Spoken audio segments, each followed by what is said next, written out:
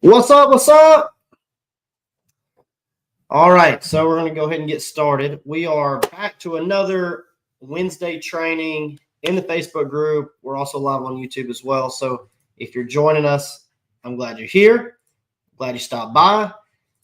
If you're on YouTube, if you're on Facebook, if you leave a comment, just give me a second. Like, there's a lot of questions. There's a lot of things, especially comes with this side of like the purchasing, the calculators, the underwriting, all that stuff. So, if you're here, or maybe you don't know what we're doing today, we're going to talk about purchasing your next investment property for Airbnb, VRBO, short-term rental. I don't care what you call it, but that's what we're going over today is buying your next STR, the underwriting and the income and how to evaluate that on your pre-purchase side, right? I can get a lot of questions and I'll go through this, but like, how do you know if it's a good deal, right? Surface level, get into it. What are we doing? So today I want to talk about across the board, what it looks like and what you should be looking like. And just, does it pass the sniff test? Does it make sense? Are you going to have to do anything to the property? So all these things. So yeah, I'm glad you're here. I'm glad you're joining us. And we're going to kick this thing off. So first things first, I'm Kyle Fugit. You're here watching this either on the YouTube channel for Power Path or the Facebook group, the Power Path, the free community Facebook group. And I'm glad you're here, right? I love seeing you guys out here. If you want to drop a comment or you want to drop a question, like drop it in. And if you are currently looking for a property, okay, if you're on the hunt, I think I saw somebody this morning looking for a Broken Bow. We got people looking in Michigan. We got people looking in Orlando and Kissimmee and Davenport. We got people looking in. I was on a call this morning. We're potentially looking in, what was it, West Virginia for a hotel. Like, it doesn't matter. Okay, like wherever you're looking, I want to know. So we also have an acquisitions team. They're always throwing stuff under contract. They're working out good deals, creative deals, seller finance, things like that. And who knows, you might be looking in a very similar area to something that we already have, a contract on. Okay, so just throw that out there. Now, before we really dive in, so I've got a calculator. We give out the calculator for free as well. So you guys can understand if the property is going to cash flow. But how do we know if it's going to cash flow? By looking at, like, are we spending hundreds of hours underwriting every single deal that comes across our plate? Or is there a way like, hey, there's this doesn't pass the sniff test, right? Like, do you know what the sniff test is? And so lately, I would say over the last like 2 or 3 months, I've been asked a lot, like, what is an easy way to pass the sniff test? Like, before I ever break out the calculator, what is an easy way to tell if it's a good deal? And there's some metrics, right, that we're going to talk about. But, right, like if we just dismiss everything that comes across our plate because it didn't hit this number on face value before we ever really see the property or see what the potential is, like we're just giving deals away, right? We're just letting them go to somebody who understands this a little bit more than you. And I don't want that, right? So I want you to understand what you're doing and understand what the full process looks like, right? It's not cookie cutter, okay? So we'll just dive in, right? So if you're purchasing a property, so first things first, like you need to understand what your down payment looks like. Like, how are you going to finance this thing? Are you bringing 100 G's in? You're going to put 20% down on a $500,000 property. That's $100,000. Okay. There's other things you could do. There's the loan products of like the 10% down home loan. There's the DSCR loan. There's the traditional. There's the primary. Like, there's all these things. But if you do a vacation rental home loan, that's your 10% down, right? And there's some qualifications there, like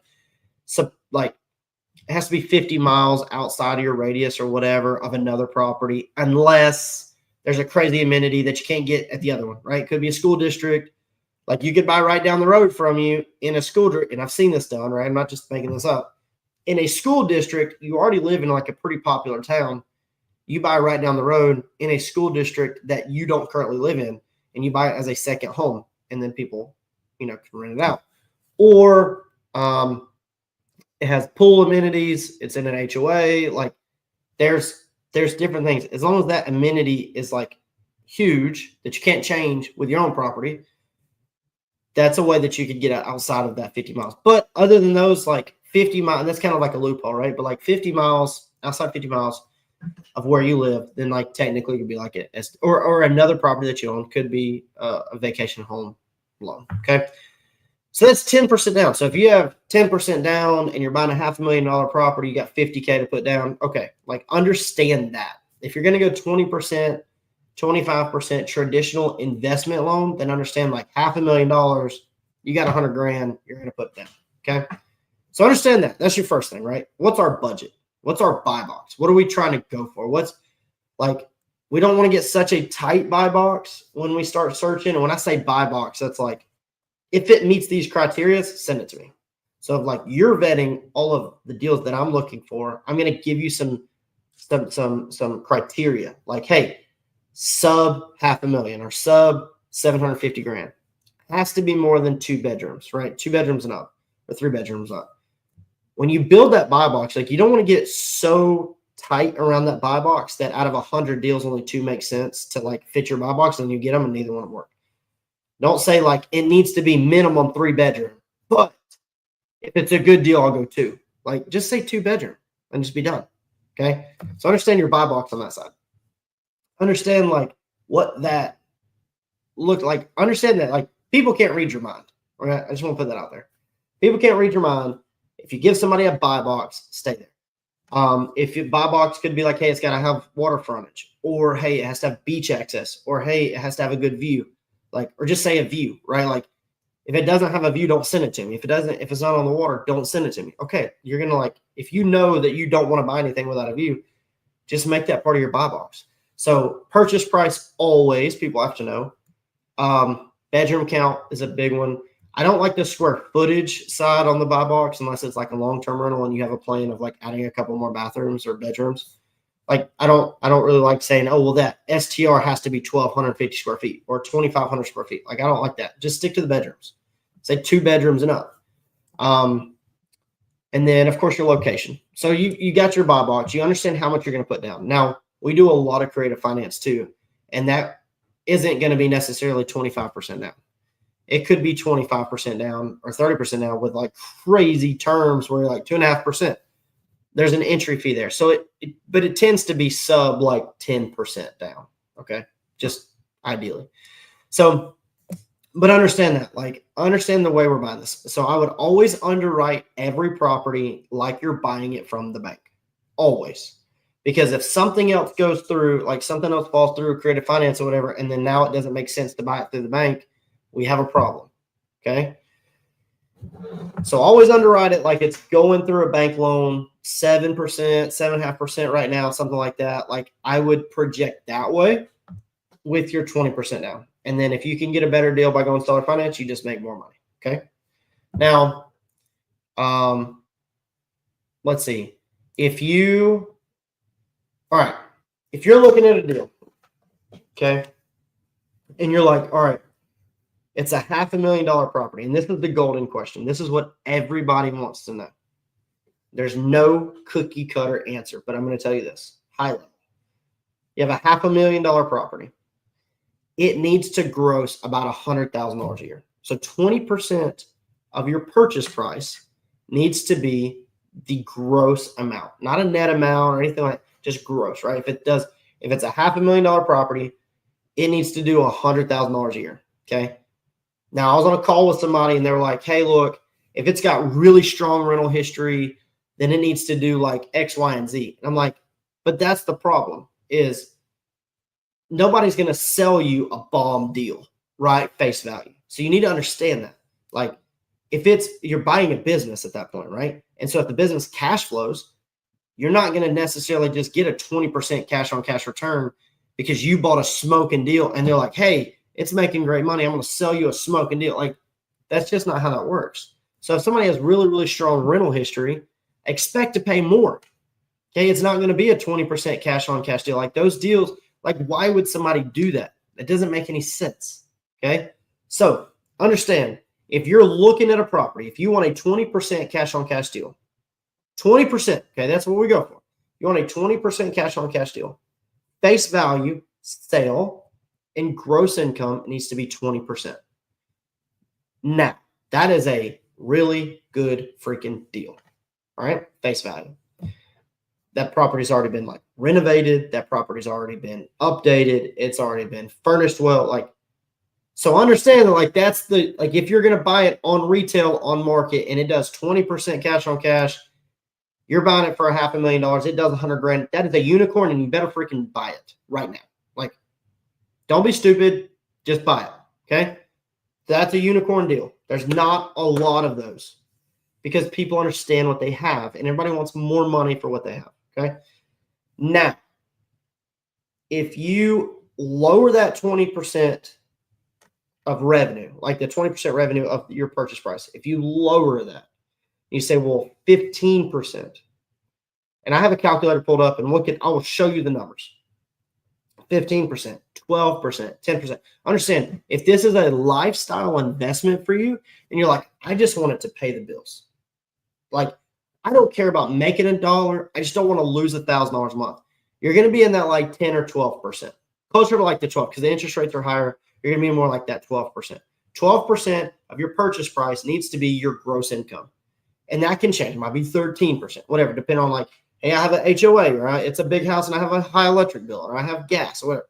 We're going to go through that. I'm going to share my screen, and we're going to go through some of this.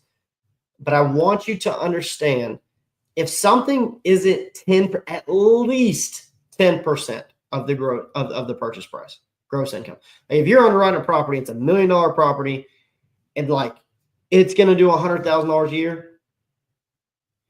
That makes sense if your interest rate is 3.5%. It doesn't make sense if your interest rate is 8%. Ask me how I know that. Okay. So if it's going to be a lifestyle investment and you go 10%, go like 10 to 12%, that's what it needs to be. So if it's $1 million, 10% needs to do 100 grand and a really good interest rate, and you're going to use it. Okay. So like, understand that that's okay, but you're not going to be getting a 20% cash on cash deal for that. Right now, if there's updates you can make to the property, say, hey, we can go in and refresh this whole thing. We're going to redo the whole game area. We're going to do a putt-putt course or whatever. That's cool. Understand that's like in your cash to close, right? Like, that's not cash to close, but that's in your renovation budget. That's how much cash we're putting in. So it's still calculated. So we're trying to buy something maybe a little bit more creative or a little bit less down or something like that. And just understand that. But if you can buy in like that 12 to 15%, like, hey, it's $1 million. It's doing $120,000 a year, but we can update this, that, and the other and get that revenue up. That would still be a good deal. Okay, that'd still be a decent deal for you as long as you're not paying stupid amount of money for the interest rate. So understand that. If you want a smoking deal, somebody sends you a smoking deal, hey, it's $500,000, it does $100,000 a year, you better pull the trigger on it. If not, you're like, well, it's close. Like, most of your deals aren't like that. Most of the deals that you're looking at online is like that 10%, that 12%. And then you look at the actual property and say, what are they doing right and what are they doing wrong, and what could we do better? What could we refresh this with? What's another avenue for us to add more income? How can we redesign this place? Would that help? Look at our competitors. Everybody has a swimming pool. We don't have a swimming pool. They're doing 200 grand a year. We're doing 120. Does a swimming pool add that much value? I don't know. That's something you would have to underwrite and like actually look at, right? If you're pulling all the top properties and everything is comps and everything has a pool and you don't have a pool, think about getting a pool, right? Now that would push that revenue, but you're also going to have that cash. So maybe you can finance the pool, right? You don't have to come out $60,000 for a pool or $80,000 for a pool. You could just finance it for $700 a month.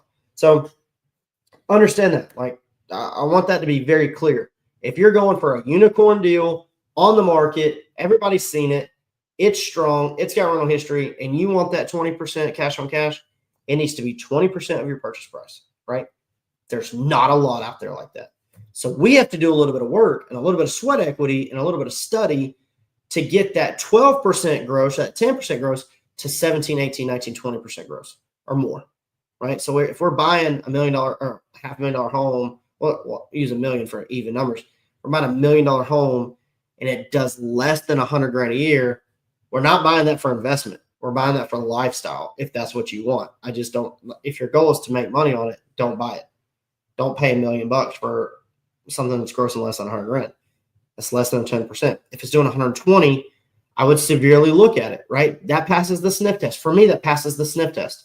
It's $1 million, does 100 plus a year, passes the sniff test. Let's look at it. Let's look at all the property. Let's look at pictures. Let's look at how it's doing. Let's study it. Let's study the competitors. Is there anything pushing higher than that? What is the limit there?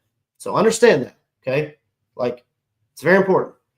I'm going to go to the calculator, and I'm going to share my screen, and we're going to look at this, and I'm going to just run numbers. I'm going to show you why certain things and show you what to look at for some of these things, okay? Now, okay, yeah, I'm just going to share my screen because there's a lot that can go. Like, is it in an HOA? Is it not? Are you going to get a management company to manage it? Are you not? I recommend you manage all of them, okay? That's what we do, right? But I would tell you, depending on what the goal is, needs to be like you need to make your decisions based off whatever your goal is. So let me share my screen and I'll show you exactly what I'm talking about. Let's see. All right. So here's the calculator, right? So if you're buying a deal and you're underwriting deals and you need this calculator, send me a message and I will send you the link for this calculator. Super, super easy, right? You don't have to pay me for the calculator unless you want to. You want to send me some cash, some cold hard cash, I'll send you my Venmo or my Cash App. So anyways, this is what we're looking at. This is the STR. This is a cash flow purchasing calculator. Okay. You can also use this to like see how much money you would make on a management fee or something like that. But this is mainly for purchasing. Okay. So we're going to use this. So on the left side is like your high level purchase info, your income, what your expenses are going to be, and what your cash flow looks like. Okay. On the right side is all of your expenses. So we have clean fees, which the formulas are already there. We have property expenses. We have everything here. Okay. And we've got some extras down here. So you could technically like add, if you're paying for a pool service or something like that, you could add that here. In the middle is cash to close information and budget and how much your furnishing and your design is going to be. So if you're going down that route, like this is here, this is your loan info. Okay. So, some of these are going to be a little different per market, per area, per you. Okay. So if you have a lot of insurance claims on your property insurance is probably going to be up, versus mine. If you're in a super high area, super expensive area, your property taxes might go up. If you're in somewhere like closer to Alabama or something, Alabama has pretty low property taxes. Okay. Unless you're in Huntsville. So, or I don't know, maybe Gulf Shores. I don't know much about Gulf Shores, but you get my drift. So some of these numbers are going to change per your property, and you can pull this property taxes up on Zillow. That's a great place to look, Zillow or Realtor. So all that information is down there on the bottom. And then you can call just a local place, or you can ask them how much they're paying for insurance right now. You could get that as an idea. So if this property is $500,000, and we can work out the numbers, say, okay, 60% occupancy, $450 a night. It does $100,000 a year. $99,000 a year is what this comes out to be. After your OTA fees, you're going to pay what I just like to say 8%. You're going to bring home 90, 91. And then for your purchase side, you've got 7% interest rate, 30-year term, 20% down. So it's a very traditional mortgage. I've got $3,500 a piece at property taxes and insurance. Okay. Some places it might be $5,000 a year. Some places it might be $7,500 a year. Some places it might be $2,500 a year. Okay. So you could go up on this. And then your insurance. Okay. And some places your insurance might be lower. Okay. Depending on what you have. Right? If you have $6,000, 6,000 square foot home, your property insurance is going to be higher. If you're on the coast, your insurance is going to be way higher. Okay. So be careful here. I don't have any money here for cash, for renovation budget or whatever. This is I'm buying it right off the market. It's got strong rental history. Let's go. Does $100,000 a year after all of the expenses and everything. This is a 19.5% cash on cash return. So here's your 20% cash on cash. Okay. It's 20% of the gross. So it's $500,000. It's doing $100,000 a year. Okay. Now, understand that this number will change, like I said, with this. So like if your taxes are 5K and your property insurance, let's just leave that there. Okay, this is going to go down a little bit. You got 18% cash on cash. In my opinion, still a great deal. Then you have this, right? It's your cost per clean. So with our occupancy changing, maybe you have a lower occupancy, but you have a super high ADR. Or maybe you go to like 90% occupancy, which I wouldn't underwrite anything ever at 90%. But if you did, this number is going to change too. So I just projected for a house at $500,000, the clean may be around 250. Now you might be in a place where it's 200. Okay, that's cool. If you change that, then it'll go, what did I say, 250 to 200? I'm sorry. So yeah, 200 goes from 1,500 to 1,200. Okay. And that changes your cash on cash. So like these minute details is where you get real deep, right? Don't get real deep here if the place doesn't even do $80,000 a year or whatever, $60,000. Like you just have to pass the sniff test too first. So if it passes the sniff test, this is 20%, right? So if it was at 50K, I'd still underwrite it here, right? If you had an HOA and all that other stuff, it wouldn't make sense. But understanding like this is 20%. Okay, 20% of the purchase price is what it grosses. Then we can come through here and we can play around. Okay, so $200 a clean. Average length of stay is 3 days. That's pretty typical. And then you have all of your expenses for your utilities and your trash and your internet and your softwares and all that stuff. So if you come through here, like your supplies may be way less. You might be closer to 100 a month. But I just put 300. Okay, we're just being conservative. We're running through a lot of stuff. Okay, so if we change that to 150, which is probably a lot more reasonable, we're over 20% cash on cash, right? But if this goes back to 250, we're under 20. So it doesn't really matter down to the point. It's just really freaking close to 20. So like this is where we want to be. Now, if you're going to pay somebody to manage it, it kills your cash flow, and you should know that. You're going to pay a manager 25%. They're going to make $1,900 a month. You just lost your cash on cash return, right? So if you're purchasing a property and you want to cash flow it and you want it to make you money and you want to retire and you want to replace your income, you want to do all this stuff, you need to learn how to manage it yourself. Do not let somebody come in and manage it for you. When even at 20%, it breaks even. Okay. So we want to say 0 here and you manage it yourself. It's also why I like co-hosting too, because you can manage this for somebody and make more than they're going to net, right? You're obviously not building the equity and stuff like that in the house, but you're going to make more than them in this situation. Okay.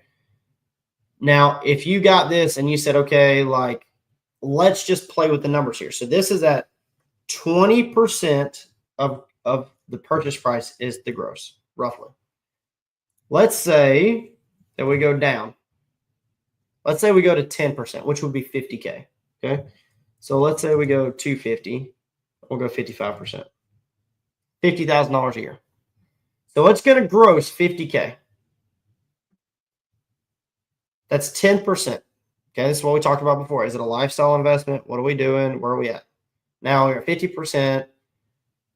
$50,000 in gross. And what is killing you? Well, this loan right here is killing you. This 7%. So that's one thing. Another thing is the occupancy started going down. So can we get a little bit better on the clean fee? A little bit. Okay. But we're still losing $1,700 a month right now. So in majority of that comes from this, right? Property expenses. You're really not going to change much here. Like, obviously, if you have an HOA, that's a big problem. That's going to be a huge expense. Could be like $400 a month. Could be $800 a month. Could be $150 a month. Don't know. Most HOAs are good HOAs that are high. You're in a higher area, a little bit more expensive. All right. If this is a condo, then you can kind of think like, well, it's a condo. I have to pay this HOA fee, but I'm not paying water. I'm not paying trash. I'm not paying, what else is there? Landscaping. I'm not paying pest control. Like, they have that all under control. Cool. So you're going to pay $400 a month and you're going to save, I don't know, You might save, you might break even, you may spend an extra 50. So pay attention. If it's a condo, it's like that, right? And then your insurance is going to be a little bit lower too, because they're going to pay part of your insurance most of the time, right? Because you're just insuring the inside. So your actual property insurance will be lower. So we look at this. Now, what's killing this deal at 10%? Well, it's really not a great deal anyways at 10%. We know that. We talked about that. But you're losing $1,700 a month. Well, this is at 7%. What if you did a vacation home loan at 10%? Well, you're losing even more money. What if you did 20%, but you went down to a 4.5% interest rate, right? Which is not a big thing right now, right? You can't get 4.5 interest. You could get 3.5 2-3 years ago, but right now you can't do that. So this is at 4.5%. A 4.5% doesn't make sense. No, it doesn't. Okay. Now let's go back to 7. Now, if you were in a creative deal where you assumed a 2.5% interest rate, and well, we could put that here, right? 2.5%. We have a deal in Salt Lake City right now. It's locked up. When I say locked up, it's under contract to dispo. So if you're looking for a property in Utah, Salt Lake City, let me know. But it's a 2.5 or 2.75% interest rate. I think it's 2.5. 2.5% interest rate.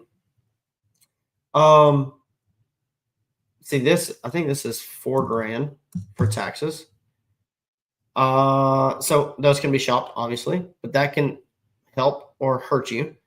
And then I think the down payment is like 8%, something like that.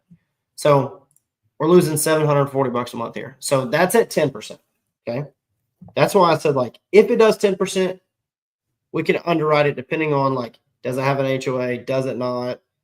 What does the turns look like? Does it, like, if it's a small house, it's a $500,000 condo and it costs $125 to clean it, doesn't make sense. Looking at this, 10% does not make sense. You don't buy a deal just on 10%. So what we would have to do is say, like, what would it do, right? Can we change anything to push this number up? But if you underwrite the entire thing and you're very, very good on the income side and it lands at 10%, it doesn't make money. Okay. So let's go back to 20%. Interest rate is at 7. Okay. Now, if we did, I'm just going to throw this out there.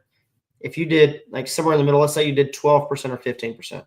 So $500K times 12% is 60,000.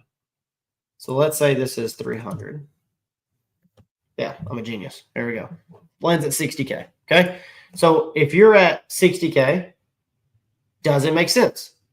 Well, depending on this interest rate, and if we're assuming a loan, like if it's a super creative deal and it's like, hey, we're going to roll this over, you're at 2.5%, 3.5%, does it make sense? Potentially. So, but face value, buy this from a bank, you can push it to 60K, it's $500,000 purchase. We're not touching this stuff, right? Now, some of this will be a little cheaper. Like if you have a condo, your electric payment's not going to be $350. That's going to be like $125. Your water may go away, like we just talked about, right? Your water and gas may go away. Like this is kind of set up to have, like, not water and gas. Your gas might go away if it's full electric, but your electric might go up. Like you have to kind of figure that part out, right? But at 12%, this is at 12%. Your purchase price at $500. Your booking revenue, you push and it underwrites at 60K. Okay. Obviously you want to be a little conservative, but underwrites at 60K. Depending on how conservative it is, it breaks even. Okay. Again, we're not paying a manager. We got the cleans down. So if this is a cabin, you're going to have more expenses. Like if you're in a cabin in Blue Ridge, your property taxes are going to be way lower, but your cost per clean is going to be way higher. Okay. So let's say this is 200 again. Average length of stay, we'll just keep 3 days. If you go to 2, your cleans are going to go through the roof. Okay. But if you're underwriting wrong and you go into AirDNA and it says average length of stay is 3 and you underwrite as like average length of stay is 7 or 5, like you're going to blow your numbers out of the water. It's not going to make any sense. So we're at 12% here. Okay. 12%. By the time like you bring home everything. Now, if this is, again, this is what I said at the beginning. If it's a lifestyle investment, you may be totally cool with this. And you stay there in the super off season, you're paying the bills. And then when you get back, to work, whatever. It's busy season and the place is making money. But this is still going to kill you. Okay. So if you can get this down, like if you assume a mortgage at 4.5%, doesn't make sense. Well, it breaks even. If this is a lifestyle investment and you're like, I don't really care if it makes money, I want to build the equity, I want to build the appreciation, buy it. But you have to manage it. So this place is not going to make anything, right? Now, if you go to 15%, and this is kind of what we were talking about earlier, goes to 75K. So let's say that goes to 350. We'll just put this at 60. 76K. I'll leave it there. Does it make sense? So at 15% in this situation, now we got to go back to bank lending, 15% of the purchase price. We got 7% interest, 20% down, property taxes. Of course, this can change a little bit. Cost per clean, we got at 200. We're not changing it. We could play and fudge these numbers a little bit and save some money and figure out what's real and what's not. But at the end of the day, at 7% interest rate, at 12%, you got a 4% cash on cash. Now, doing that, you need to understand the market. So if it passes at 15%, you're like, here's the projections, here's this, here's this. How conservative are we being? Okay. Is this a lifestyle? Like, if it's not a lifestyle investment and it's like, hey, we might stay there like a week, a year. Okay, cool. What can we do to like put this apart from everything else? Okay. If you know, like, hey, it needs work, I'm not going to stay there much, I'm buying it for an investment, and face value, it says it's at 10%. We have to understand what we're going to do to the property to take it to the next level. If it's already doing income and there's nothing more you can do to it and it does 10%, don't buy it for an investment. Okay. 15%, like that's where we're going to be. 20% is a unicorn. Go for it. Go buy it. It doesn't happen a lot. This 15%, this is where you kind of need to be. When you start sniff testing, if it's for a pure investment, this is where we need to be. Now, if somebody says, hey, we're going to assume a 4% interest rate, it's pretty good. Okay. Depending on what the down payment is. Maybe it's 10%. I don't know. 10% down. You're assuming a 4% interest rate. Like this would be more of a creative deal if you're going to assume. This would make sense.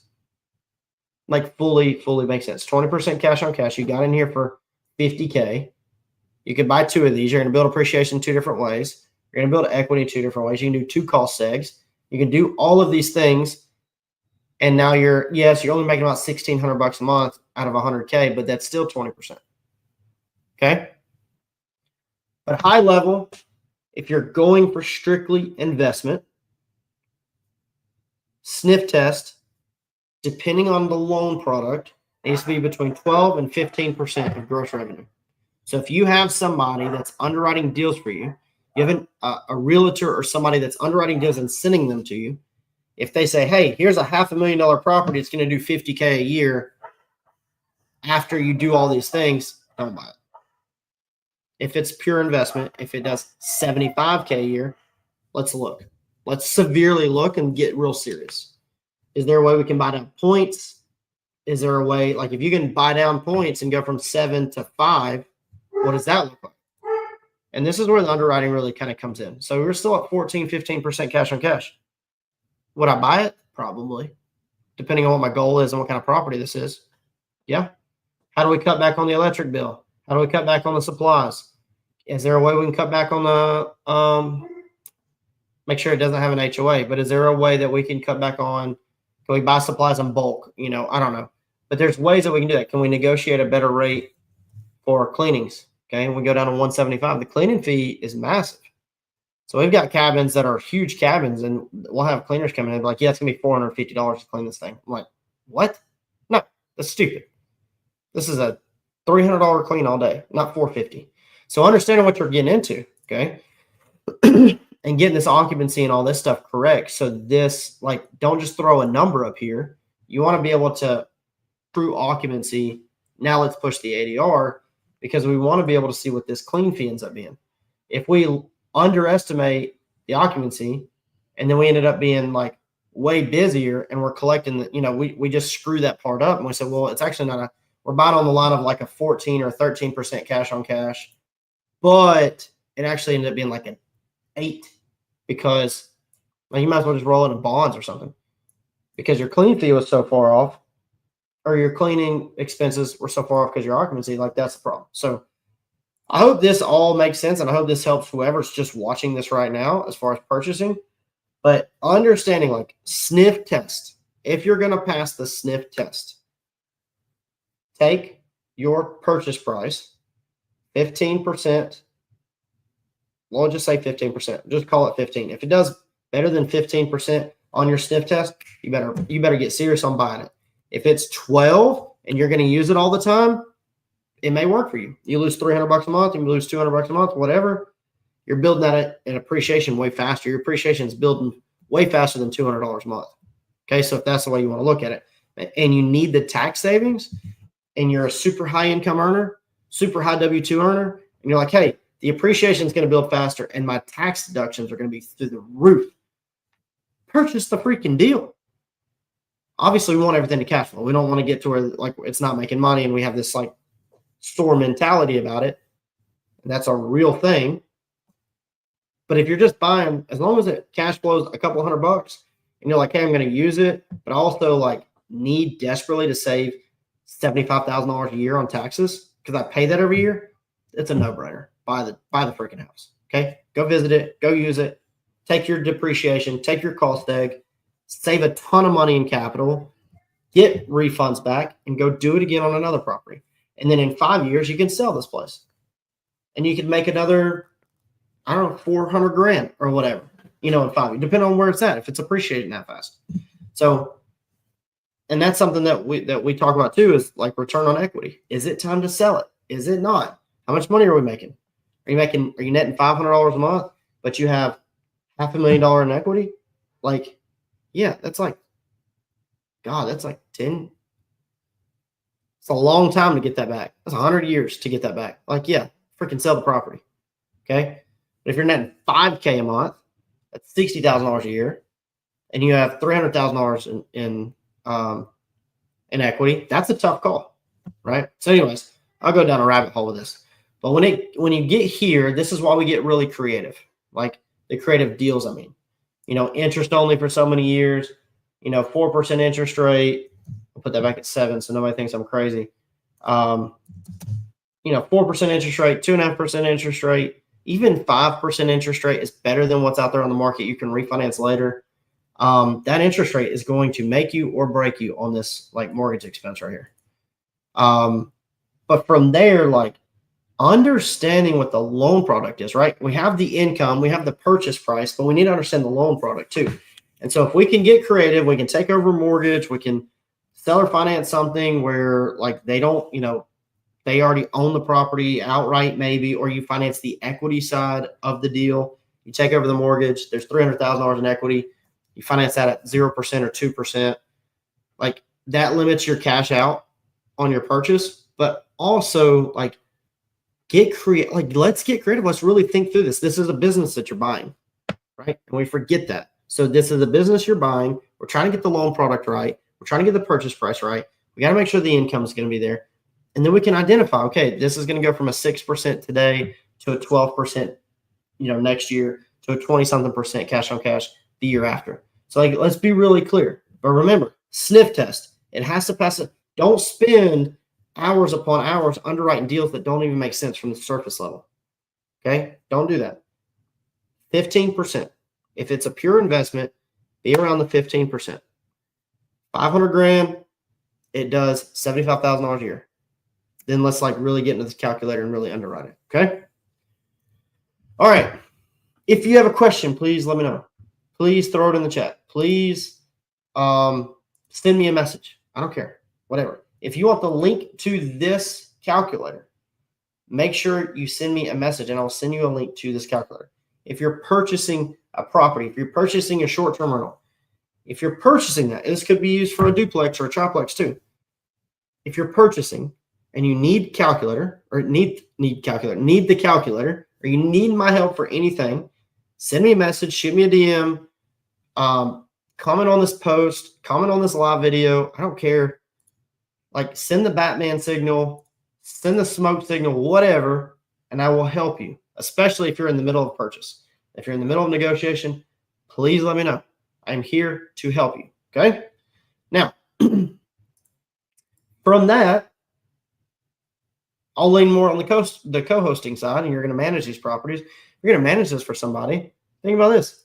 Let's just say you make 20%. Your management expense is $1,200 a month. Like, your management fee is $1,200 a month. So you would make $1,200 a month by managing this property. Pretty good, especially seeing what they would make. Right? That's why I like the service-based business too, because we still get paid regardless if it cash flows or not. We are a service. We are an expense for this business. So understanding that, co-hosting is definitely is the most scalable business in the STR field, period. I love it. Okay. All right. But in this, you just got to say no. Right? If you own it, you can't be managing these out. Unless you buy something that, I don't know, it's doing, if you got a crazy deal and it's doing $125,000 a year on a $500,000 purchase, okay. Go pay somebody 20% or 25% and move on. If you're buying deals like this, let's chat, right? Because this is still amazing. But you also have to make sure that this management company is a good management company and they know what they're doing. So if you're buying deals like this, now creating this is a very possible thing. You can create this kind of income if you do go through the lazy river. You do go through the next level putt courses. You do go through, hey, we're going to put something crazy at our property that's really going to set us apart. You got VR stuff. You've got these crazy theaters. You got these crazy themed rooms. You can create this, but not everybody wants to do that. Not everybody has the capital to do that, right? Because doing something like that is 20% down, but then it's a $150,000 investment. Well, right? That's a $150,000 investment. Hey, I'm going to do the golf simulator, and I'm going to do this, and then I'm going to do this crazy theater, and then I'm going to do a bowling alley. I'm going to do this bowling alley alone is like $45,000. I'm going to do this pickleball court. There's another 40 G's. That's $85,000 right there. So you could produce this, but this will also go up. So we have to remember that. We have to remember that cash out of pocket goes up if we want to keep pushing the income up. And people forget that, if you just do this over here, if you just do this over here, if you just do this over here, then it'll make this much money. That's cool. But does that make sense? Right? Because if we had $1 million cash to go put somewhere, or $500,000 cash to go put somewhere, and at the end of the day, you're not making any money here, and the appreciation, you also have to look at appreciation. You also have to look at tax deductions. But if it doesn't make sense, why do it? Right? If you were going to put $400,000 in this property, if I can type, does that make sense? In my opinion, no. It does not make sense. So whatever your investment here has to reflect on the income side too.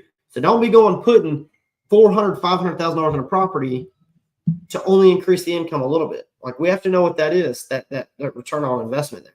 Okay. So, and that's the same thing as I'm going to build an ADU and I'm going to put a glamping unit out here. I'm going to put an A-frame out here. You can do that, but you look at what the income is produced on that property. If you're going to spend $100,000 and putting out another little cabin on your property, and that cabin's not doing $25,000 a year or $20,000 a year, does it make sense? Right? You tell me. If it's $100,000 and it makes $10,000 a year, I'd rather take the $100,000 and put it in amenities or something, right? It just doesn't make sense, right? You're making it's $600 a month. No, it's $6,000. Yeah, it's $890 a month. So when you look at these things, you have to calculate the cash on cash investment or return, at the same time of what the actual dollar amount is that we're going to cash flow. Okay. All right. So we're coming to the end here. Threw a lot of information at you, a lot of information. If you have any questions whatsoever, please let me know. If you want this calculator, please let me know. I will send you a link to it. You can have it forever. You can have you'll have a link to the master copy. I just made a copy of the master copy. You'll have a link to the master copy. You just make a copy and it's yours. Okay. All right. With that, I will leave you. I hope you guys have a great week. I hope you have a great weekend. I will see you here, same time, same place, next Wednesday. And I wish you luck on the acquisition hunt. Oh, and I'll see you Acquisitions Live on Monday. All right. See you guys later.